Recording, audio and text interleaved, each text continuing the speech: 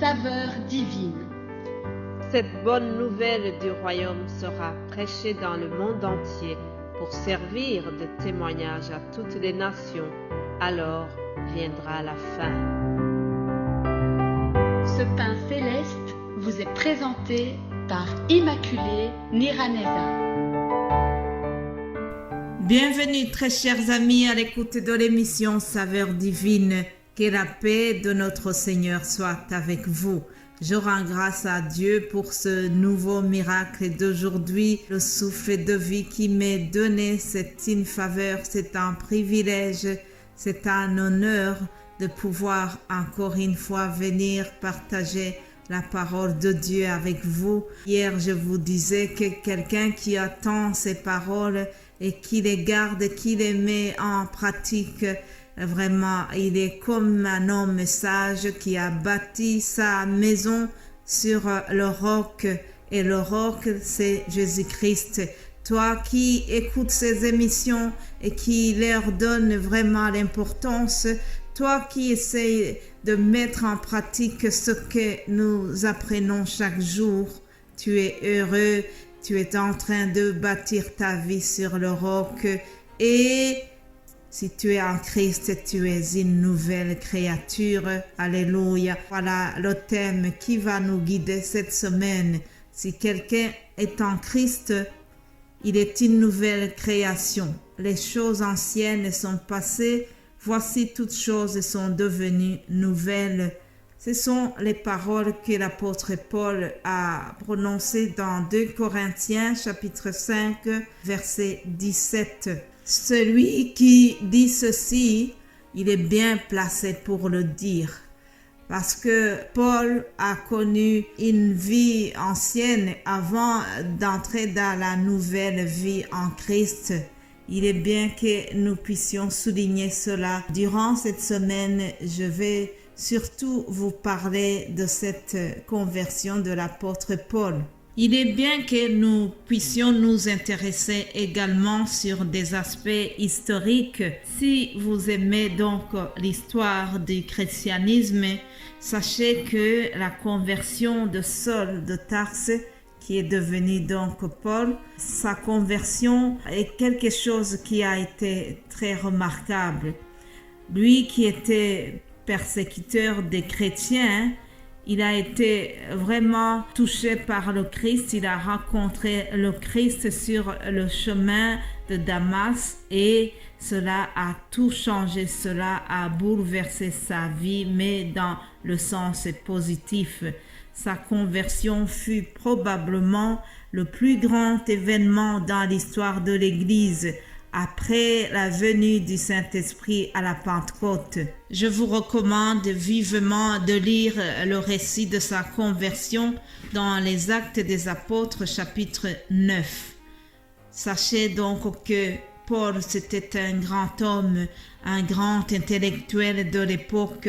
Il connaissait plusieurs langues. C'était un homme respecté, un juif qui était très zélé pour sa religion juive. C'était un homme qui avait un rang social vraiment bien élevé. Il était respecté de par le rang social qu'il occupait. Certainement qu'il était aussi imbu de sa personne. Cependant, chers amis, en quelques secondes, Paul a changé. Lorsqu'il était sur son chemin vers Damas, où il allait donc persécuter les chrétiens, tout a été changé. Il a rencontré Christ et, comme je disais, en quelques minutes, il a changé. Il s'est retrouvé à terre et Dieu a eu vite fait de le remettre à sa place. La conversion de Paul a été quelque chose.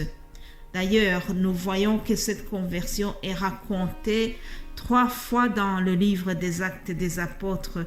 Nous le voyons dans le chapitre 9, puis dans le chapitre 22 et dans le chapitre 26. Et donc, il y a eu 4 rencontres qui ont vraiment changé, qui ont transformé la vie de l'apôtre Paul. Et pendant cette semaine, je vais vraiment m'attarder sur cette conversion, sur le changement qui a eu lieu dans sa vie.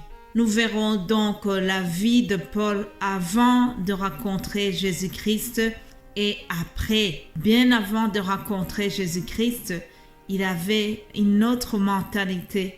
Sur la route de Damas, tout commence sur cette route-là, acte 9, de 1 à 9, vous voyez le récit de sa conversion. Mais en résumé, sachez que donc, avant de rencontrer Jésus, c'était un homme qui est zélé, qui était convaincu de servir Dieu en persécutant l'Église et les chrétiens. Un théologien de l'époque s'est imaginé les idées qui étaient dans la tête de Paul avant de rencontrer Jésus-Christ.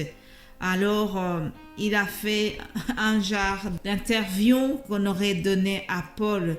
Alors, je vais vous donner quelques extraits de cette interview. Donc, on a posé la question à Paul, pourquoi est-ce qu'il persécutait l'Église ? Pourquoi est-ce qu'il n'aimait pas Jésus-Christ de Nazareth? Alors Paul répondit, Jésus-Christ de Nazareth est mort. Vous me demandez de croire en quelqu'un qui est crucifié et vous me dites que c'est le Messie promis. Selon notre loi, un homme pendu sur le bois est maudit. Il se basait sur le Deutéronome 21, 23. Alors Paul dit, Dieu choisirait-il un faux prophète qui est maudit pour en faire son Messie? Non. Ses disciples prêchent que Jésus est non seulement vivant, mais qu'il opère des miracles à travers eux. Mais leur puissance vient du diable et non de Dieu. C'est une secte dangereuse et j'ai bien l'intention de la détruire avant qu'elle détruise notre judaïsme historique. Voilà, chers amis, le raisonnement qui animait Paul avant qu'il rencontre Jésus-Christ sur la route de Damas. Il avait des idées pareilles, des idées que je viens de vous lire. Sa tête était voilée. Pour lui, comme pour les autres concitoyens juifs, la prédication de la croix était une folie. Il ne pouvait pas s'imaginer que le Messie soit crucifié. Donc, pour eux, ce n'était pas normal. Alors, même Paul va en parler dans 2 Corinthiens, chapitre 3.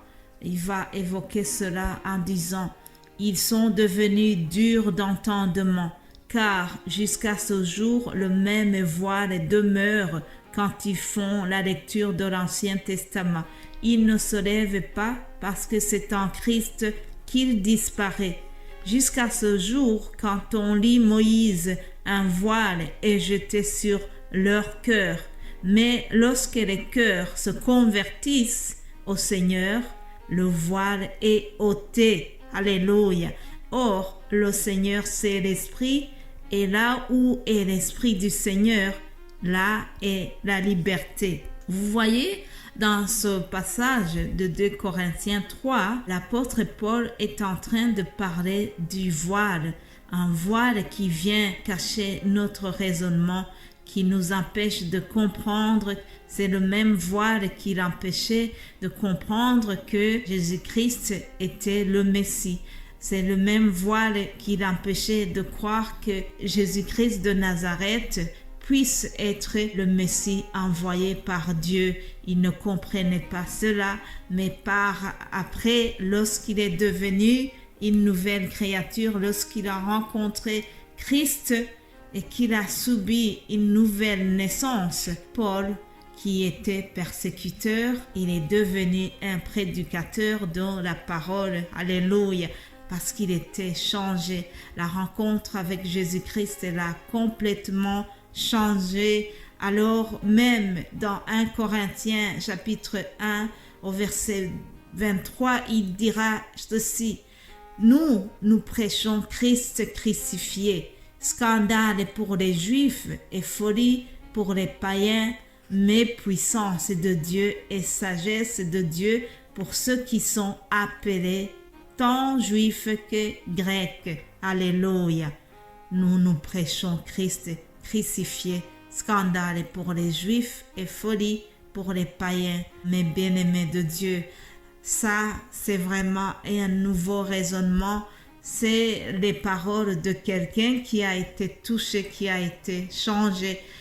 Les paroles de quelqu'un qui est devenu une nouvelle création en Christ.